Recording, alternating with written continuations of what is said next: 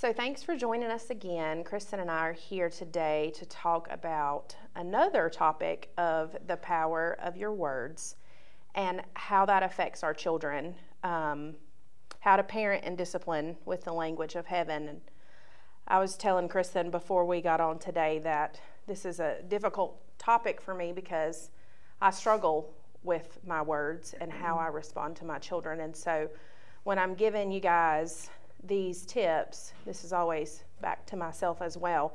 I think every parent goes along the way of realizing that we can do better and we need to do better, but it's a constant struggle in the moment of things, when we're tired, when we're frustrated, stressed, busy, all the things. And so this is just as much for myself as it is for you guys. But I heard a quote one time that said, the way that we talk to our children becomes our inner voice.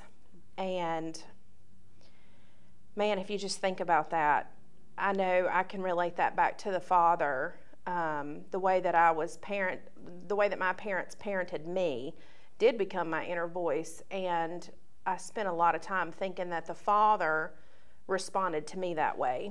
And not that it was bad or anything necessarily like that, but a lot of times the tone that we use with our children, I think as they grow older, they sort of imagine that the father uses that tone with them. And so, before I came into right relationship with the father, I did think that he was maybe a little angry with me, frustrated, definitely disappointed. It was hard for me to realize that he spoke life over me because I think I just thought of him speaking negatively, like I had just messed up again. And so that just became my inner voice. Proverbs 18:21 says that life and death are in the power of the tongue, and those who love it will eat its fruit. That's a difficult scripture. And I think I probably always overlooked really what that meant until we met some friends and they would constantly remind us, hey, life and death are in the power of the tongue. Watch what you say. And I didn't even realize I was speaking death over my children or over anyone for that matter. Luke 6:45 says, a good man produces good out of the storeroom of his heart. So therefore, if you're good, the storeroom's full of good. But an evil man produces evil out of the storeroom of his heart, for from his mouth speaks from the overflow of your heart. That's a tough one. Our tone, our words, whatever's coming out is coming from our heart. And so we need to turn that back on ourselves and figure out, why is it that there is negativity coming out of my heart? Is it because I'm stressed? I mean, a lot of times as a parent, we are stressed. Right. Is it because we're too busy? We're taking on too many things. Right. Obviously tired. That can be, something that just, I can't think of the word. It determines kind of like where we're going for the day if we're tired. And so I think it's important to turn around and kind of look, why is that in us? Why are we frustrated? Why are we stressed? And then to take a moment and pull away and kind of go back to the Father, regroup ourselves. Do we get it right all the time? No, he tells us to listen more than we speak, right? And so I think we need to keep that constantly before us. For those of us who have no problem carrying on conversation, like Jessica and I, we can say things and they come out before we vetted them, before we even thought about the repercussions of what we were saying. And not necessarily that we're saying it mean, but again, tone. Just the gift of gab sometimes just needs to be silenced. We don't have to be heard. We don't have to say the things that we're thinking to our children. Right. Not all battles have to be verbally spoken. That's right. You can keep a lot of things. Take it to the Father, vet it, see if it even needs to be discussed. I know I had a high school teacher one time, and she was like, that's why you have 2 ears and 1 mouth. Right. You're supposed to listen far more than you speak. Twice as much. That's difficult. So I know I'm 35, and I can still remember some of the things that my parents said to me, even like the positive things. You know, they're ingrained in my mind. My dad would always say, carpenters aren't quitters. And so anytime I want to quit at anything, that comes up in my spirit. Carpenters aren't quitters. And so I have a really hard time laying things down that I just want to lay down, because I have to look at it from the standpoint, am I quitting or am I just moving on to a different season? So our children are going to be the same way. They're going to remember the things that we said to them all the time, whether that be positive or negative. It makes an impact. Also, to be careful in what we say in listening distance of our children.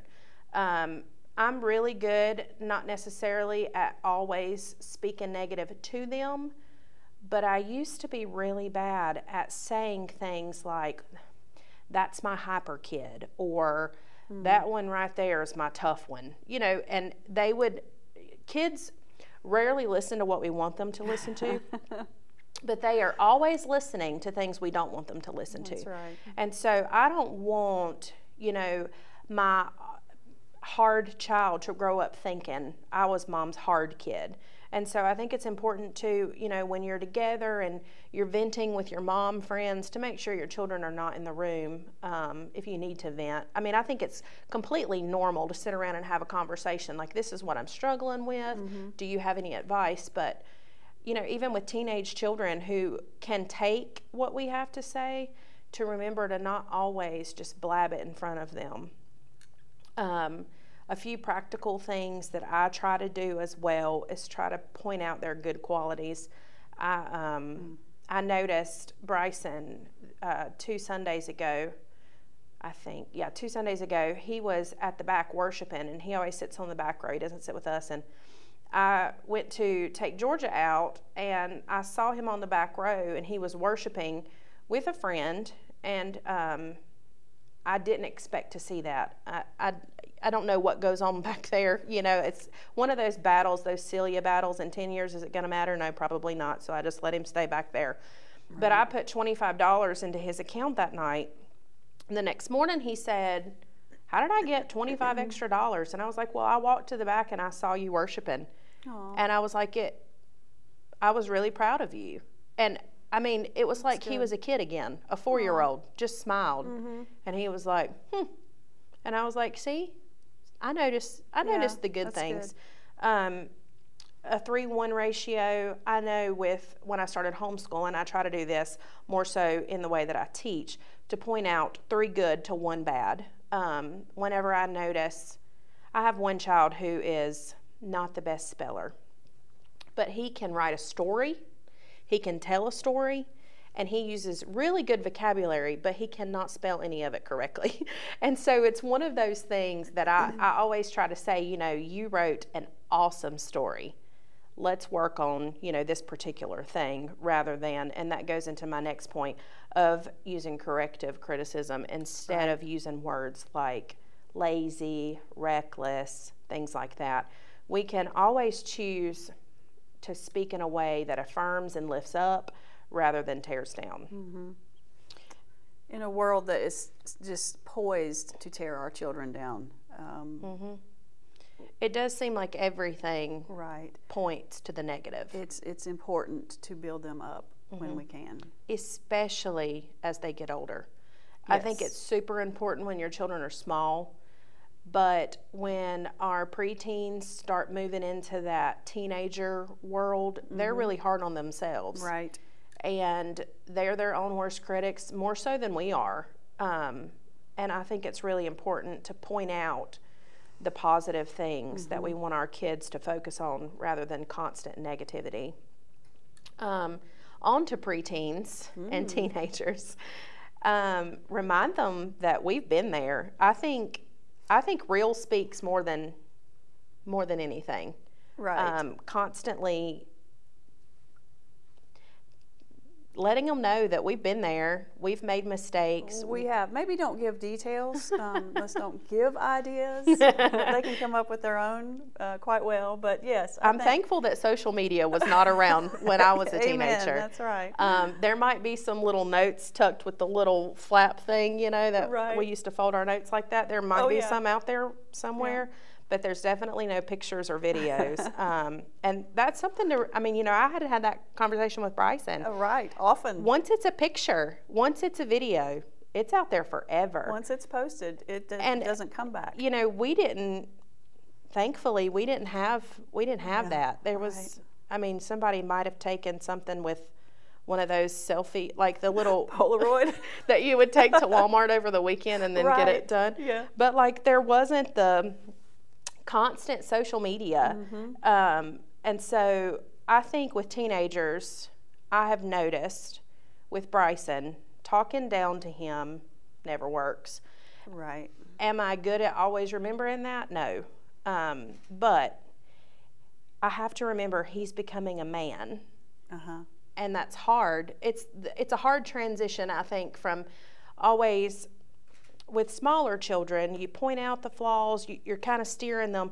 But once they become a teenager, they're kind of steering themselves and you're in the passenger seat. You're right. You're just kind of patting them. And it's like the moments are smaller that you really get to speak into them. That is true. And so, those car rides, once they get their license or their permits, the car rides where they just want to take you to Walmart, I'm like, come on, that'll be great, because he's stuck in the car with me for, 20 minutes. And so some really good conversations come out of that. But yeah, I think it's important to walk away, kind of gather your thoughts, take some time.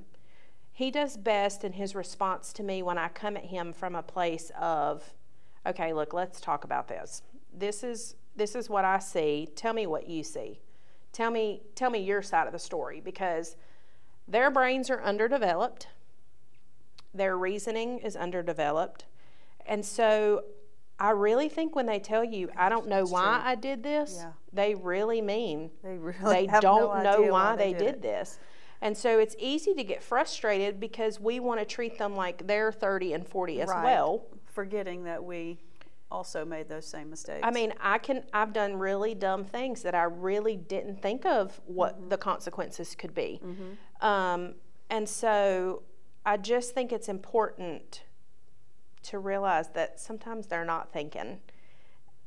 And we have to discipline from that perspective, not the side of reasoning for ourselves. So I talked about in the beginning, speaking life over our children, and then how to parent and discipline with the language of heaven. And so I'm sure you're thinking, what is the language of heaven? Well, I called Pastor Mike last week for some mom advice from a man's standpoint, because Mike is easier to talk to than my dad about certain things. And so I called him and I asked him, and I think he's just current, up to date on kind of what's going on with teenagers. And he said to me, be careful never to discipline out of the embarrassment of what other people will think. And I know he said a lot of things after that, but I just kept going back to that. And I realized I think I do discipline a lot out of fear from what other people are going to think about me personally. And once your children become teenagers, they're really having to answer for themselves. That's right. I think a lot of our child rearing days are a lot smaller moments once they become a preteen.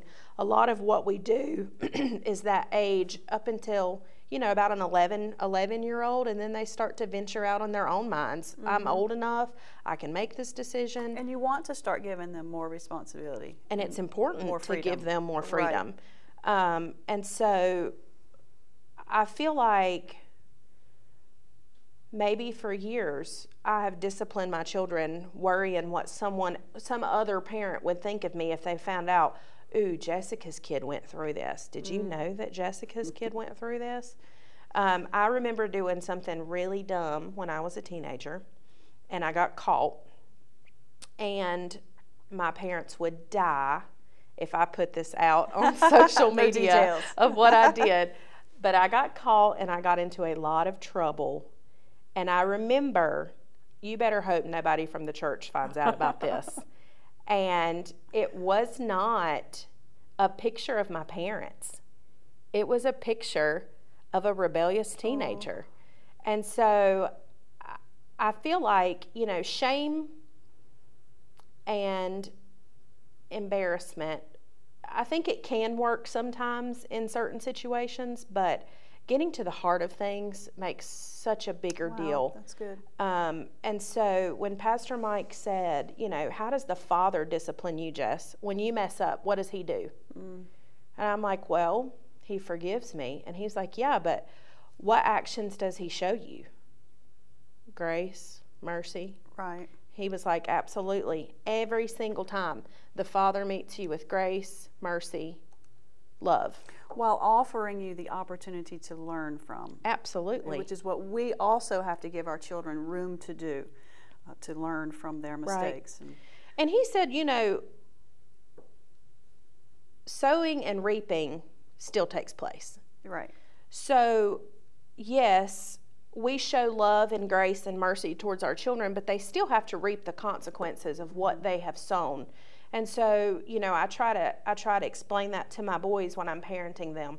You know, I'm upset about it, but this is the consequence. And you have to understand that as you get older, your actions have lots of consequences. Right. And sometimes a long line of consequences, depending right. on what you may do.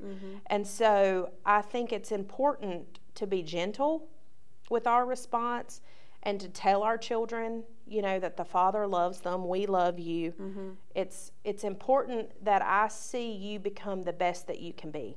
That's ultimately what we want for our children, is for them to make their own decisions, to love the Lord, and to be the best that they can be. And so I am definitely guilty of responding in anger, but I'm trying to learn how to just step back in the moment and take a moment so that I can come back and give the same response that the Father gives to me. This past Sunday, I was worshiping down front, and we've been going to first service. And just to be honest, have you ever stood down at the front during worship and you just can't connect? Oh, sure. And so I was down there and I was worshiping, and I just couldn't connect. I had Georgia, and she was fighting some sleep, but third song in, still couldn't connect, which is one of those Sundays. I mean, if you're a worshiper, you kind of understand what I'm talking about. But I said to the Father, what in the world is wrong with me? And he said, you have unforgiveness. And I knew immediately that he meant towards my son for something that he had done to me. And I was like, Lord, I didn't even realize that I was holding on to that. And he was like, until you deal with your bitterness, you can't worship me because your heart's unclean. And so just this Sunday, the Father dealt with me on something that, it's funny that, you know, the Father gives us forgiveness when we ask for it. But a lot of times our human nature wants to hold on to bitterness and anger, even in response to our children. If they do something that we didn't see fit, it's almost like the relationship is altered. And I know that he could probably feel that on our end. I was snippy and short and just disconnected from him. And it affected my worship. And I feel like the Father was showing me so much of my heart determines what I can give back to the Father. And so I was spending a lot of my time just in anger. I think I was hurt as well, but there was a lot of anger there. And so I had to forgive Bryson for something that I didn't even realize I was holding on to. Wow. And so that's how important it is relate. with our children, because it affects us. At the end of the day, the only way we can really effectively discipline and raise our children is to get to the heart of our kids. And I asked Mike, how do I do that? And he was like, you can't. That's the Holy Spirit's job. Yeah. And I was like, but I don't Right. like that answer. And he was As like, doers. I know, I get that. And I said, so what do I do? And his great advice was pray. Just pray. Pray for him, pray on his behalf, intercede for his friends, intercede for an encounter with the Holy Spirit, for accountability. I think a lot of times as moms, we check off I did this and I did this and I did this, and still the outcome's not what I wanted. But we forget, I think, to just pray. At the end, I think Celia told me one time, all the things that I can't do for my children, at the end of their life, imagine Jesus there with his arms open, and he's filled in all the gaps that we cannot do. And as moms, we cannot do it all. And so just to try to remember that the Lord, our children are theirs. It's our kids belong to Jesus. They're just given to us for a moment. That is right. And so I think it's important to just hold fast to that and to remember that praying for them is so vital, especially as they become teens and move on in to their adult years, where the choice ultimately has to be for them. We can bring them to Sunday school, we can bring them to church, we can bring them to youth, we can put them in mentorships with other people, we can bring them for all the things, but ultimately it has to be their decision. And that is the hardest place from a mom's perspective, because we want to do it for them and we can't. Yeah, parenting like this. Yeah. Yeah. So I just want to encourage you that if you're going through a tough season, especially with disciplining, and disciplining changes as they get older. If you're going through a tough season, remember prayer is ultimately your biggest tool. The Father hears your cries, and he guards our children. He watches over them better than we can. Right. And there's comfort in knowing that he meets us and stands in the gaps for us. And he carries our burdens so that we don't have to. So be encouraged today. Yeah.